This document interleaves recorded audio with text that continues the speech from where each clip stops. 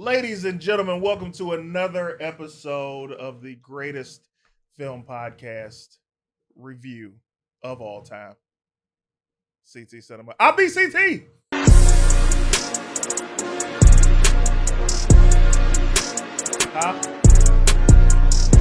I know it's not live, but I still got to do my thing. You know, the people got to be able to see how to. Anyway, ladies and gentlemen, my favorite sidekick of all time. He is the sidekick of all sidekicks. He is the greatest wingman in the skies. Ladies and gentlemen, Mayor Young, how are you, man? Good, man. I'm happy that we got to upgrade. We're the greatest of all time. I didn't even know. I was like, wow. I get to be a part of it. Greatest of all time. All time. My very special guest. Oh, man. Where do I begin, man? I love this guy. I love watching this man. His talent is immeasurable. Do you understand me? He has been part of so many things that have helped shape my sense of humor. Do you understand me? The unsungness that this man has and the humility that this brother has. I'm talking about writer, producer. You have not seen an award show or some TV shows over the past 25 years this brother has not been a part of. Comedian. Actor that has blown you away in some of your favorite classics. One of those classics we're talking about here today. Ladies and gentlemen, Suli McCULLOUGH. Wow. That was... Come on, that was quite an intro. Oh, thank you, man. There's a lot of positivity here. Like I'm like, oh, whoa, you aren't going to tear me down? I felt boring. I was like, wait, this feels reassuring. Yo, man, you understand? First of all, you are forever Crazy Legs. Yes, that's right. Sure. Which we're talking about today. We get some behind the scenes. As we should. Like it feels like the timing is right, you know, and with the success of Scary Movie. Yeah, shout out to the Wayans, man. Shout outs to the Wayans. They made all the money this weekend. Like they made more money than films that were budgeted at $100 million. That's crazy. We love that. And that means that comedy can possibly come back to movies, which we need. So that was exciting. So I think the timing of this is perfect. Let me tell you something, man. You've been around for it all, and you know everybody, and your comedy mind is just brilliant. You are always Crazy Legs, but my personal favorite, I always tell you this, is Mouse. Nobody ever gives Mouse this love. Yeah. Mouse, to me, bro, and we're going to talk more about it in the show, but dude, Mouse as a character, to me, you were the glue that shot the Jamie Foxx Show to another level as the seasons went on. Because from the beginning of the show, it was like, oh, cool, you know, Jamie loved Jamie Foxx. Jamie Foxx is an icon. And, you know, the dynamic with he and the rest of the cast members were great. But you knew something was missing. And by the time you came, you're like, that's what was missing. And it was like you and Jamie were like this Batman and Robin. Yeah. And the way that you played it. And then because I didn't get a chance to meet you until years ago. Yeah. So I'm only watching you on film and TV. Yeah. And I'm like, man, all right, this is Mouse. And then you speak to you and you're like, oh, that's not Mouse. This dude. Yeah. You're such an incredible actor. It's just to distinguish you know, what's interesting about the you know, I know we're going to talk Don't Be a Menace, but what was interesting about the Jamie Foxx Show for me was I knew Jamie from comedy, right? And he liked my stand-up. And so, you know, you go out in the world and you do your thing and, you know, you make your impact. I actually guest starred on the Jamie Foxx Show. I did an episode in season 3 where I played a different character, right? So I did one episode. It was super cool. I was like, great, I did the Jamie Foxx Show. They offered me the role of Mouse season 4. So I did half those episodes on season 4 and then did all of season 5. And what was cool about it was we already had, you know, a comedy rhythm from just being in the trenches. But as an actor, like I got that character. Like it's the bones of that character. Like that's how that was me in college. You know what I mean? And Jamie is one of those dudes that Mouse wants to be like Jamie, but he knows he's never gonna be that guy. You know, so that what you were saying about that Batman Robin rhythm, it really naturally kind of formed throughout the course of just each episode, you know, it's like you get your comfort zone. But I locked into that character. So it was you know, it's interesting, like as much as people love Crazy Legs, if I don't mention both of them, Mouse fans get mad. You know what I mean? Like they will come up to me after a show. They're like, "What about Mouse?" Right. Like you ain't gonna give Mouse no love. Right. You know, so it's cool. You know what I mean? Like you know, that's the thing that I really like about being a creative is, you know, you get to put something out there and then you go through the world and you see the connection that it made, you know, and the fact that, you know, Jamie Foxx is on Netflix now, you know, a whole new generation is discovering that character and discovering that, you know, just our relationship of everybody on the show. Cause we had a rhythm, dude. We had a real rhythm, which was incredible. You wanted to have, as a viewer, as a fan, you wanted to have that. I wanted to be friends with y'all because it was the squad. It was you, Daryl Heath, Chris Spencer, Alex Thomas, Jamie. It's like this. And that's where I say it became a completely different show for the better, because it's like now I see him having fun with his friends. This isn't acting anymore. This is an extension. And you know what was cool about I think the creative process of that show was great, because we would do a scripted pass, right? Like what was in the script. And then we would do a wild pass, you know, because we were all, you know, we're stand-ups, we're improv actors, and we know each other.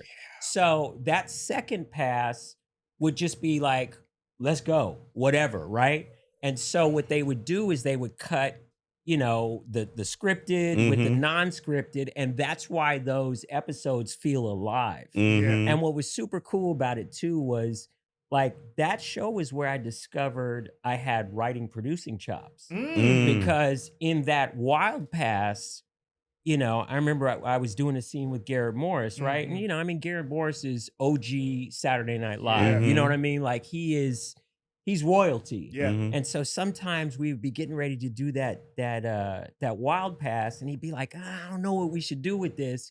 And I started pitching him things.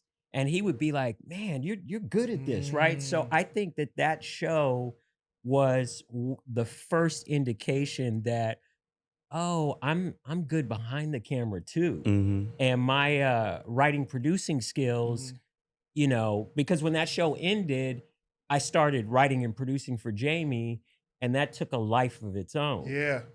So people think like I stopped acting. I didn't stop acting. It's just the producing jobs didn't stop. So that's also something about this business, is you can start one way, but if you do it right and you keep yourself open, you can have all these different experiences, and it's all about sharpening your blade.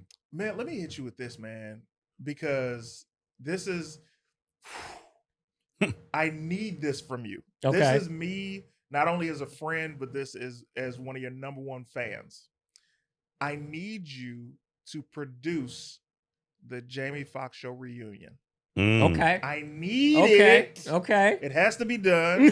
I want to moderate it. Just heads up. I like that you put that out there. Like, well, man, you know, it's like it's the writing and producing side. Sometimes I take it for granted because you know, people see the acting, and they don't see the behind the scenes stuff. And I have a lot of writing and producing credits, and so many so that sometimes I forget, and then something will remind me, oh yeah, I did that too. Like I remember I was watching the MTV Awards, right, and they were doing a parody of when Britney Spears came out with the giant snake, right, and I was like, oh yeah, I wrote on those. Yeah. You know what I mean? Like, and they're already doing, you know, I think it was Cardi B did a parody with the snake, and you know, she's afraid of the snake or whatever. I was like, oh wow, like we're the originators of that. You know what I mean? And that was like, I wrote on those MTV Awards. So it's interesting. Like, you know, I think this business is still very much like what's next. And I think you think about it in those terms. So sometimes you do a job and you just discard it. You know what I mean? That's and you real. just move on, and you just go, okay, cool. The train is moving forward, and you're always building towards the ultimate explosion. So I feel like sometimes I don't look back because I still feel like the ultimate explosion is coming.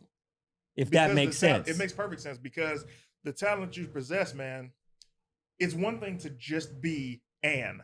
Yes, But yes. it's so much more to be multiple things. Right. Yes. So when you go from when you started, you were just a comedian. Yes. And then you get into acting, and then you get into writing and producing. Yes. All of these things have to come to a head to where now, like you said, the producing jobs did not stop. No. So now it becomes like, okay, I need to sit still for a day. Yeah. And what do I want to do if I just have all of my pick of doing whatever? Yeah. Well, you know what? It's great that you say that, dude. And I had that experience right after the Oscars. You know what I mean? Because like that was like that year I wrote on the Emmys. I was the head writer for Cedric.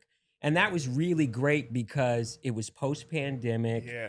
It was just as people were able to get back and enjoy an award show. Yep. Cedric asked me to be his head writer, which I was honored by because you know I produced one of his early specials. I wrote for him on the Correspondents' Dinner. Like Cedric and I really work well together, and I felt like this was a great opportunity for me to really show my skills. Yeah. And also, you know, it was a chance for him to maximize that moment. So I felt like I over-delivered with those Emmys, and it felt amazing. You know what I mean? It felt amazing to commit to that process, to make a strong show.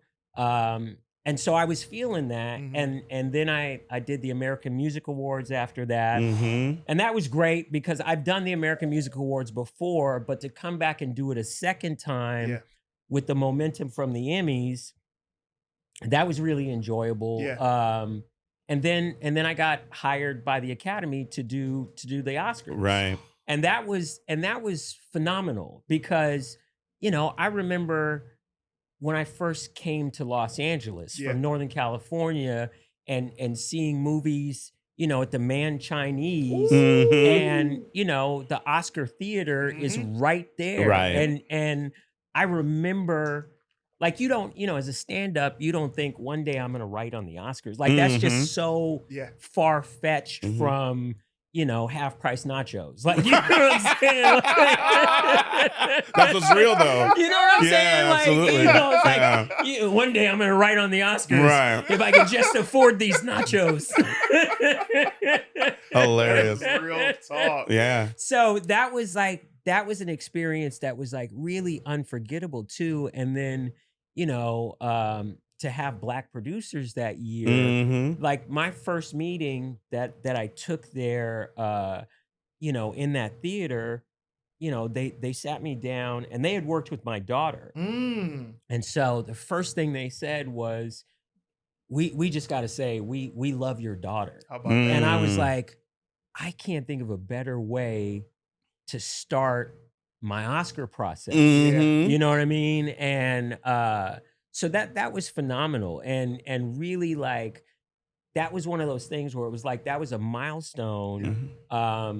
You know, some crazy stuff happened that night. Of course. Of course. Insanity. Some crazy stuff happened. But, you know, even in that, the aftermath of all of that, it gave me that time to really kind of sit down and go, okay, I've done all these things in a collaborative sense. Now what do I want to do moving forward? Right. So that's a long-winded answer to your question, but that was that watershed moment for me where, you know, the aftermath and with everything that happened, I was like, okay, what do I want to do next? Yeah. And, you know, I still feel like I'm in that phase, but I'm a lot more clear about, you know, where I am. So you have so many. All right, okay, because I can't super fan out, but I also have to get to things. Yes, Right. Yeah, do your thing. Do your thing. So let's go to Don't Be a Menace to South Central while drinking your juice. Let's start there. Yeah. Let's start there. Man, we've reviewed this movie before, but it's like, Yes. so he's like, yo, hey man, I can tell you some behind the scenes. I said, you have to come on the show. Yeah, 100%. I didn't even know this was an option. Yes, please. It's like we want it all of us. Because you're talking about one of my favorite movies, not just comedies. Right. Because as I told Lawrence and I told Team CT, I saw Don't Be a Menace before I saw Menace to Society.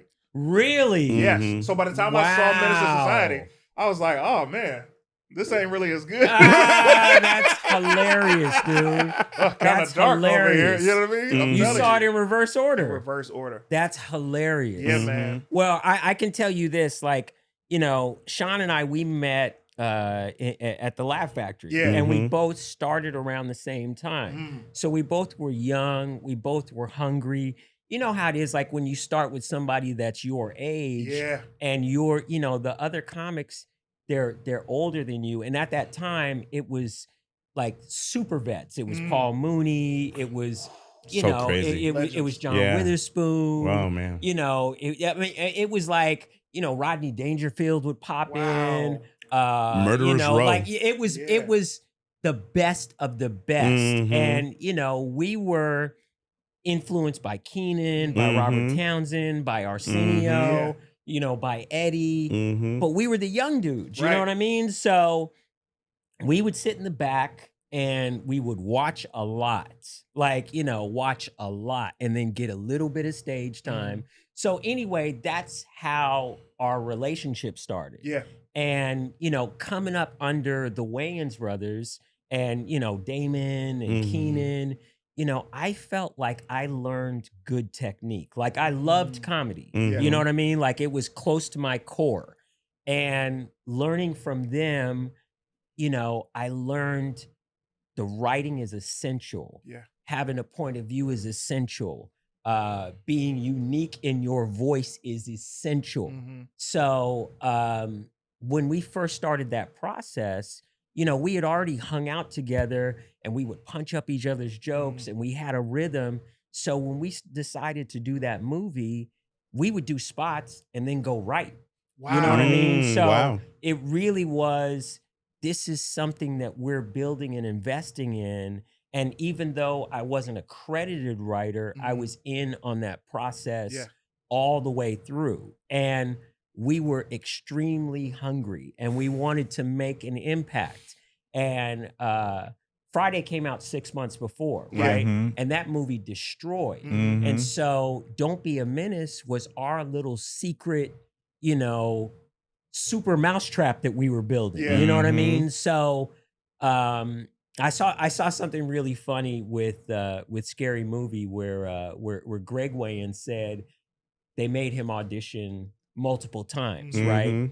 And I had to laugh to myself because even though I was integral in the creative process, I had to audition 5 times for Crazy Legs. Yeah, I auditioned 5 times for that movie. Like I think 3 is Crazy Legs. Yeah. And then I read for someone else in the movie a couple of times before landing on being Crazy Legs. Wow. So that's one big secret. That's crazy. Is the Wayans can love you, but they ain't giving you nothing. And I love that though, because you know, you got to prove it. Right. You know what I mean? No one can say that you didn't earn your spot. No. Right. And you know what? I think it makes you a better artist. Yeah, of course. You know what I mean? Like if you got to fight for something, you're gonna own it more. You are. And shout out to Greg, man. Greg, man, it's so funny because we've all known him for so long. Like watching him. And I was so proud to see him in Scary Movie. And I know that's crazy. Because you would think, oh no, he's a Wayans. And it's like, you're not guaranteed anything. No, not at all. He earned it and he was so great in his role. It's just you happy to see people win, man. So that was the first little building block to Don't Be a Menace, like that I had to fight for that part. Wow. You know what I mean? I also did a lot of homework. Like Keenan, one of the greatest things that I learned from Keenan was he would tell us, first of all, he said, do your homework with your characters. Like, you know, you've got cast in this, but do your homework. So build a character that's got a life bigger than the script. Wow. Which, you know, and the other gem that he gave us, which I still hold on to this day, he says, always keep something in your back pocket. Meaning, when you go to set, it's not just about those lines. Keep something in the holster. Keep one in the chamber. So, you know, you got the freedom to try stuff. You bring big ideas to the set. So you're always thinking and creating, and that character is living in a real space. So like I built that character off a couple of different people. Like I did a bunch of people watching. My ex at the time, I remember we went to this little cookout, right? Over in the hood. And I just kind of sat in the cut and I saw this dude that had hella energy, right? And I was like, there's something there. You know what I mean? So like that character to me, even though he's in a wheelchair, I think people look at that as a disability. But I thought, why not go against the grain of that? And the fact that this dude is the best dancer in the hood, make him big, make him full of energy, make him super positive. So the fact that he's in a wheelchair is the least interesting part about him. Man. So that was my mindset for building that character. And then two, I was a real breakdancer, dude. Like I grew up in Northern California and that was my, like, I was at the Meridian Quad Theater, like doing it, with the cardboard and everything.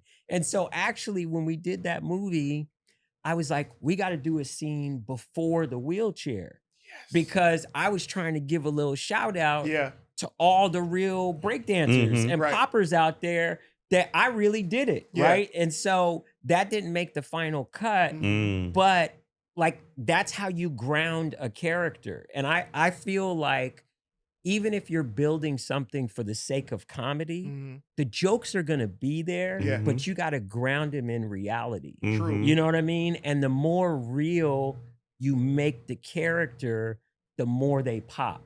Man. Even like the first scene where you meet the character and he comes down the ramp, I was like, this dude is excited about the day. Every time he gets to come down that ramp, he's like, yeah, that's the way you start the day. You know what I mean? Like, you can't be mad at a dude that starts the day that enthusiastically. Right. You know what I mean? Like, he's his own coffee. Yes. You know what I'm saying? did the guy at the cookout have the voice? Or he had a high pitched voice, not that high, but he had a super energy.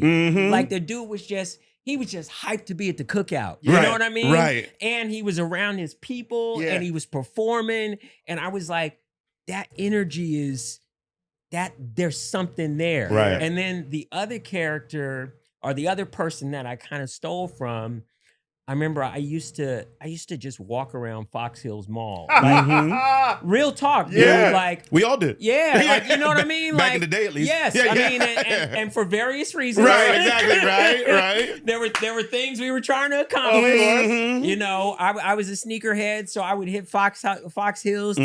But I remember just walking around Fox Hills, and I saw another dude.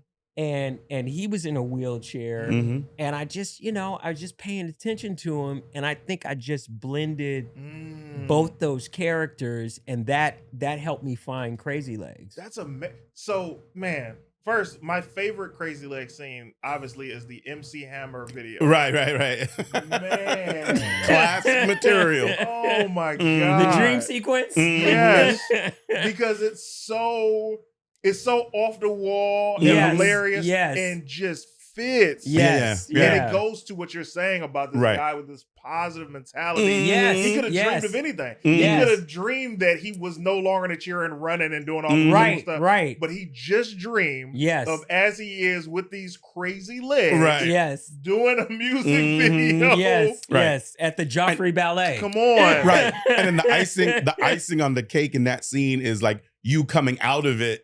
And like how happy you are about where you saw like the joy there. Well, I love that. It was like almost like having a delicious meal and coming out of it like, that's it. Like it's like that's all I need. Right. What other scenes did not make it to Don't Be a Menace that you remember? Dude, there was this one scene that we shot at the barbecue, right? And we shot a scene where my character, right after me and Preach have that conversation, Yeah. like, you know, with the ugly girl, Mhm. you know, the why you talk all that noise about white men and then go date white women, Yeah, yeah. right? Yeah. Right after that Mhm. scene, Yeah. my character breaks out and goes onto the dance floor, Mhm. and I'm doing the electric slide with 3 other dudes in wheelchairs on the Wow. dance floor. And it was choreographed, and it was this super funny music that this electric slide music where it was like, you got to see it. It's electric. Yeah. Boogie, woogie, woogie, woogie, Yeah. woogie, right? And so my character's like, you got to see it. It's electric. Boogie, oogie, oogie, oogie, right? And dude, I don't know why it's not in the final version, Man. but I saw that at Marlon's house, Mm. and I was like, yo, that is hilarious. Yeah. And I did it. You know what I mean? Like, it was so funny to me. I was Man. like, yo, that is next Dude. level. Yeah. Just the idea of multiple dudes in wheelchairs doing the electric side. I'm just like, right. that is comedy gold. And what was a trip was they were wheelchair bound performers. Mm. Oh. And, you know, I could walk. Yeah. And so that was like another dynamic of that movie that was really interesting Mhm. because a lot of times I would be doing scenes with Sean and Marlon and Chris, Mhm. and they would yell cut, and then they would just walk off set and go back to their trailer. Yeah. But I was in the wheelchair, Yeah. right? And so I would just be there. And so it just gave me another level of appreciation. And, you know, like characters allow you to learn about other people's experiences, right? And so it was just another one of those levels of, oh, you just can't get up and walk away. Right. You're here. Mhm. And so the you know, the energy of that character, you know, being somewhat confined, yeah. you still had to put it out there. Mhm. You know, You just gave me an idea, man. And every idea that I come up with on the show that is a gem that I give to my guests, yes. all I ever want is 2 lines in a scene. That's Okay. it. Okay. Now, All right. You're making negotiations. that's I all like good. it. I like it. it. So this is the next Don't Be a Menace. Uh-huh. This is 30 years later. Uh-huh. A lot of y'all are still in the hood. Yes. And this is a situation where now we've spoofed a couple of other iconic hood movies after the time that you guys have made this. Yes. But now the goal is to stop the gentrification of the hood. I think that's right, dude. That's all you. I think that's right. That's I think all you, that's man. right. I'm not going to say you're wrong. I And just want to say, And I'm not going to say that thought has not crossed my Hey, mind. You know what I mean? come on. Because the thing about comedy is comedy works best when it's a reflection of real life. Mhm. You know what I mean? Like we're hyper blown out versions of real things that happen in life. So Right. I think that that's real. man, Right. y'all trying to get pushed out the hood by white people and the Of new course. baby gangsters. Of course. Oh, Of course. man, dude. But you guys have created so much lightning in a bottle, and it's what did I do? Huh? You said I'm shooting shots? I always shoot shots. Wait, what happened? He just said I'm here shooting shots. So it's like He's taking it very personal. Man. Oh, the white people. I keep forgetting that he's white when I make white Yes, references. right. That's what he's thinking about. Right. Man, The funny thing is he hasn't listened to anything we've said Nothing. so far. He hear But the white. second you said white, hold on a minute. Hold on a minute. I'm gonna have to cut these mics. Man. I feel like that's the biggest compliment you could pay a white person. Yes. I forgot you're white. Yes.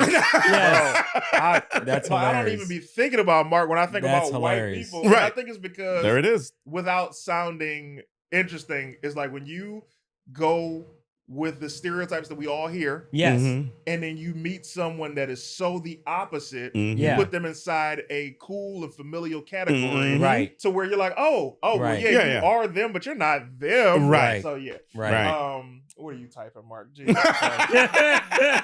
Yeah, my invite to the cookout got lost in the mail. I'm glad you brought that up. Man, this is to every black person that exists. you do not have the power to just randomly invite people to cookouts. Right. You understand me? People be like, oh man, this person invites a cookout. I'm like, who said you could come? You know what I mean? You know what? They might need a notarized note. You need to notarize. With 5 other letters of recommendation. The letters got to be from other black people that don't even know each other. Right. Right. That's 5 the only way. Independent recommendations. Independent, bro. Yes. Everybody can get all your black friends. I want each different group. And it can't just be a work friend. Oh! Yeah, it can't just be a work friend. Now you're hitting home in a real way. Yes. Home. Yes. It's like, look, I don't know where these white people are meeting these black people other than where I don't know there where you go. There you go. Bro, there you go. These are facts. Yeah, we're getting into some spaces now. We're getting in there. What would you say? Damn, because these are two different times. Where was your mind when the movie dropped? Like, you guys did all of this work and you're like, oh man, yeah, hey, this is fun. Well, I'll tell you, like I said, we were hungry. Yeah. And Friday made a giant impact. You know, it was $100 million film. Yeah. You know, Chris Tucker was out of here. Yeah. And that was a trip because, you know, Chris would be in the clubs. You'd see Chris, and Chris was always hilarious. Yeah. Like, you know, he was ready to blow, but that thing, he was gone. He was gone, right? And, you know, we were hungry. We were hungry also. So we were dudes that were, you know, we were working on our skills too. Yeah. So Don't Be a Menace was our rocket ship, right? And it came out coincidentally January 12th, which is my birthday. Oh, wow. Which is, that's like also another weird kind of, you know, let's go. You know what I mean? Like, let's go. And it opened, so that's winter. We premiered the movie. It was a Miramax movie. We premiered it in New York. There was a big snowstorm that weekend. So it messed with our box office. Of course, yeah. The opening, and the opening weekend, it was good. It wasn't out of here like Scary Movie. Like Scary Movie's undeniable big hit. Like when Don't Be a Menace first opened, that snowstorm messed up our box office. Wow. So I remember thinking, all right, you know, it was cool, but it didn't do enough. So there was a little bit of a release that it was like, okay, back to the drawing board. You know what I mean? It's like, you know, you're a home run hitter. You didn't knock it out the park. Yeah. So back to the dugout. Yeah. You know, clean your spikes, and then get ready to try and make something happen next time. So the movie did what it did opening weekend. And then about 6 months later, it went to cable. And when it went to cable, that's when it hit. Gotcha. And so the delay was like 6 to 7 months later. But then when it hit, it struck a chord. And so then it kind of went into that cult status. And then over the course of the years, it's just kind of grown. Yeah. And once social media happened, then I was like, oh, this movie that I kind of put in its place has now become a thing. Oh, yeah. And I noticed, like, when people started dressing up as my character, Marlon's character, for Halloween, and sending me the pictures, I was like, oh, we made an impact. You know what I mean? Like, this thing made, and then, you know, I started touring with Sean. Yeah. And then going out and us touring together, then I would see face to face, oh, this movie did something. Yes. I had another really funny, like, wake up call that this movie was in its own weird lane. Yeah. My son, when he was in high school, he came home one day and he goes, Dad, my friends think you're cool. And I was like, oh, okay. He's like, yeah, they just saw Don't Be a Menace. Yeah, man. And then so when I would go to his basketball games, and, you know, I was just in pure dad mode. Yeah. I could see the high school kids were like, oh, there's that dude right there. What you doing standing up? Yes, exactly. Exactly. What you doing standing up? So Bro. it's had this, you know, this weird second and third life. Yeah. And it seems to only get bigger Oh, yeah. with time. Tell me this about the scene, man. I have a question about the barbecue scene. and I be bringing this up to Lawrence all the time. Were they really having sex on the dance floor? They were naked, bro. It didn't look like a cocksock. You know what's that? You know what? I was barely having sex at that time, so I tried to give them their privacy. Got you.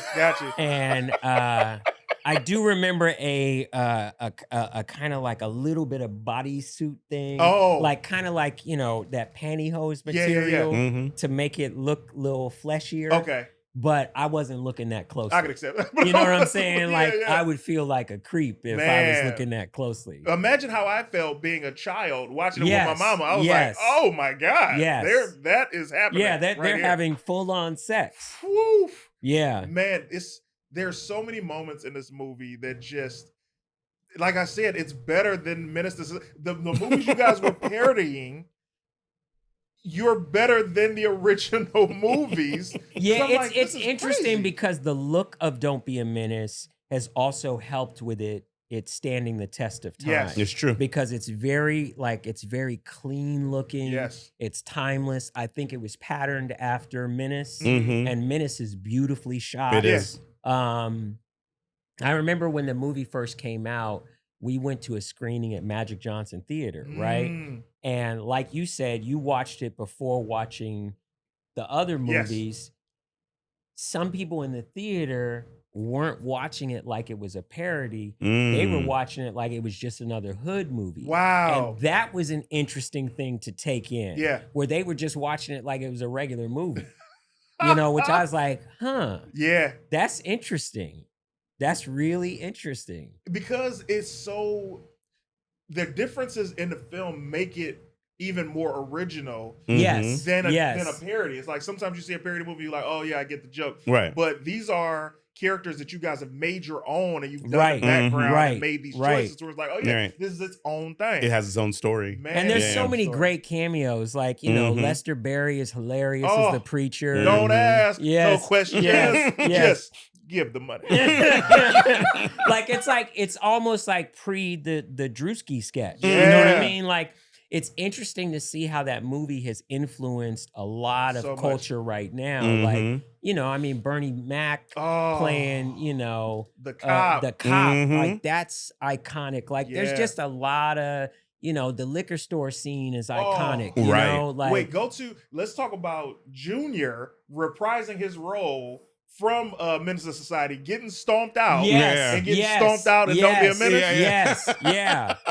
And dude, when he was on set, we were hyped because for us, it was like, yo, dude, we got one of them real runs in the movie. So it makes our film that much more authentic. Right. Like, we shot in a lot of the same locations. And that was interesting too, because the first time they shot those movies there, they were just like, yo, our hood is being glorified by Hollywood. Yeah. But by the time we got there, they got smart, right? Yeah. So we filmed at this one house, and I remember this dude next door was hip to the Hollywood game. So he turned his lawnmower on that day and just let it run in his front yard until somebody gave him money to turn it off. And I was like, oh, he's trying to come up. He's savvy. Yes, he is savvy. He's trying to get his money. And it was like, I couldn't be mad at it because I was like, hey, get yours. Right. But it was like, those were those like extra authentic things that made Don't Be a Menace really resonate, you know?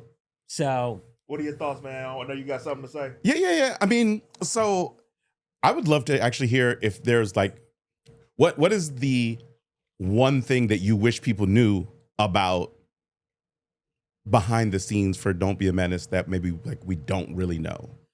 I would say just how collaborative we were. You know what I mean? Like, I think there is a competitive aspect to this business. Yeah.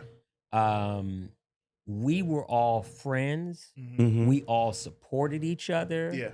And it literally was like, like Wu-Tang in a way. You know what I mean? It was a bunch of different styles, energy, and we were all coming together to make that undeniable hit. And so that's something that I think a lot of people don't realize I would also say in this new era of, you know, of how comedies are received, I sometimes get by this young generation, they think the character is somehow making fun of being handicapped. And I'm like, that's not it at all. No, it doesn't come You know across what I that way, mean? really. Like, Yeah. that's not it at all. So that's Yeah. an interesting Yeah. side note when you choose to play a character that has what looks like some sort of deficiency. Right. It's like it's only a deficiency if you see it that way. Right. Right. You know what I'm saying? Like, to me, I wanted to make a truly unique character, and you do have to take risks if you're gonna make something A, memorable, and B, make an impact. You know, it's like Robert Downey Jr. With Tropic Thunder. You know what I mean? Like, that is a huge, huge risk. Right. But he's a phenomenal actor. Right. And found the sweet spot where it's funny. Right. Like, same thing I feel with, you know, all the characters in Don't Be a Menace. Yeah. Like, Yeah, you know yeah. what I mean? 100%. Like, they're all risky characters. Yeah. But they're approached from a place of comedy. Yeah. It's really interesting too, because I like listening to you say that. It's interesting the difference between the current generation and like the generation back in the day, because things have changed so much and for the better, mind you. Sure. They've never grown up with that guy. Right. It's like, you know, like I grew up in the neighborhood and I knew a guy in a wheelchair like that. And it's really interesting because I'm sure from their perspective, seeing that is like they have a different take because they don't know the reality of what that was like, especially back then. It was like, you know, it wasn't that uncommon for there to be like every party I went to, there was a guy in a wheelchair. Let me give you this, man. Not even just wheelchair. And this, I'm not taking a shot at the newer generation, but I will say the differences that I see, I grew up in the special needs kids that they say now are special needs. Right. The kids that I grew up that were special needs, a lot of them were the bullies. Right. So you talk to them, and they would have, you know, a distinct voice or a certain tick or something. Yeah. And you'd be like, man, I don't feel like dealing with Daryl today, bro. Right. He's going to give me the blues. You know what I mean? So now when you see these kids, it's like they are amazing, but a lot of people don't realize that I treat everybody like they are normal. Right. Because the minute you start treating people as if they have a disabled or a disability, that's when it gets murky. Like they want to be treated just like everybody else. And I've had situations too where people in wheelchairs come up to me and they're like, dude, what you did to push who I am out there is, you know, you're legendary for that. You know what I mean? Like, so I do think you have to be open to take risks. And the bigger you risk, the bigger the win. Absolutely. You know what I Robert mean? Downey Jr., speaking of him, man, we're going to get to this after show. Robert Downey Jr., I have yet to meet a black person offended by that portrayal because there was no hate in it. It was just funny. 100%. Yes. At least not any that have actually seen it. Because that's the other part. And like, that's the other thing, I know there are people too. that like, they're like, I'm not going to watch it because it's blackface. And I'm like, you might want to watch it. Yeah, you might want to watch it. You might want to watch it. You might want to watch it. And like even the subtlety of an actor overdoing his job and feeling like he's at war, that's the undercurrent that makes that character so funny. Like it's with characters, it literally is the subtleties. And it's the deliberate choices that makes a character stand out. You know what I mean? Like even the you know, just taking it back to Crazy Legs, like the fact that he can't physically stomp out the dude, but he's the most hyped about the beatdown. Right. That's the funny part. You know what I mean? Like where he's like, yeah, make him cripple like me. You know what I mean? Like he's in his mind, he's beating this dude to death. But he's really just cheerleading. You know what I mean? Like that's when you like that's where you find the funny. You know what I mean? Like, you know, me having a conscience about this dude getting beat down, that's not funny. Going the other way where it's like, make him cripple like me. You know? Like that's where the funny is. Suli, we're about to get to this after show. If you guys are able to join us. Patreon.com/CTisDOPE. Oh, Suli, what's coming up for you? How can they find you? I am on all social media platforms under my name, SuliMcCULLOUGH.com or at Instagram. You know, my full name, SuliMcCullough. So follow me. I've got some things that I can't quite talk about, but I've got some. Just know that this was all worthy. That's all I'm gonna say. This was all worthy. Give it to me, Lawrence. So you can follow me at Mayor Young on all social media, and if you want to hang out with me and some of my other friends talking about comic books, we do Fantastic Forum every Wednesday night, 6:30 p.m. Pacific. Just go to fantasticforum.live. Nice. I'm getting into some of these questions that are asked for Suli on the post show. Patreon.com/CTisDOPE. I will see you guys next week with another episode. Team CT all day. Yep.